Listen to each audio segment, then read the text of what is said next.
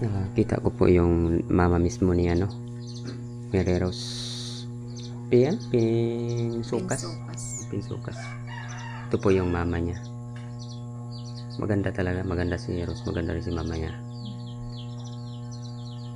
Bale, pure Tagalog ito. Waray po. Waray ka? Saan? Kapol. Ako Kalbayog. Mga kakulok, mga waray ak. Pero sa inyo hindi, ang salita sa hindi iba-iba no? Iba. Waray ka pala. Pero itong mga pinsukas na to, mga Bicol din po. Bicol? Ligaw.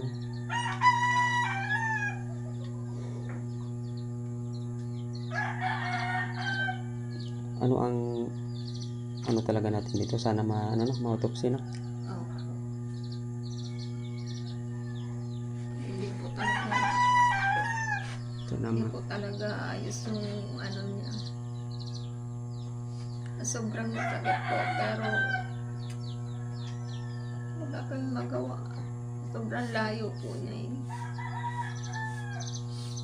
Kaya sana mabigyan, ang po namin, sana mabigyan siya ng katarungan sa ginawa sa kanya.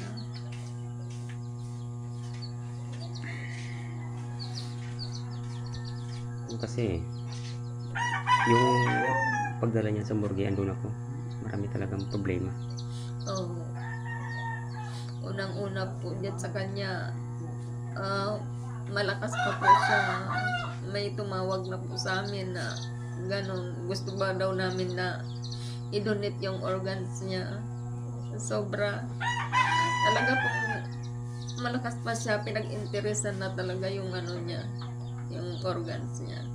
Ibig sabihin, wala talagang choice na mabubuhay kasi gusto talaga siyang Opo. Isa pa po, yung pag-opera ng sa ulo niya, hindi kasi unang-una mayroon pang inoopera na kalat yung dugo. Siguro talagang wala man lang anesthesia na itinurok sa kanya, tapos ang din po doon, bakit inopera na wala man lang paalam sa mga pamilya, relatives niya. Sino pumirma po? Talaga no?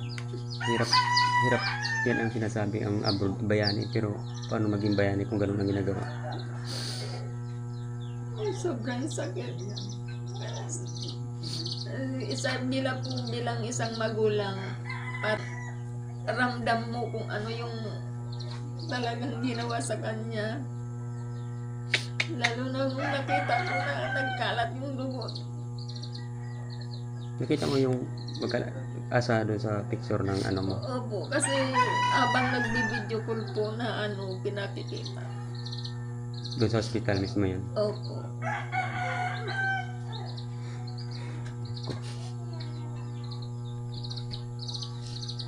Ilang araw pa lang siya doon na dineklara kagad na uoperahan. Parang talagang minadali talaga siya. Sana mabigyan doon ng hustisya, ng autopsy. Kasi sobrang sakit. Sa pamumuno ng ating gobyerno sa Catanduanes, kasi nandito na po si Mireros. Sana tulungan ninyo na ang pamilya na pakiusap na lang po na sana mabigyan po ng katarungan yung kanyang magkamatay.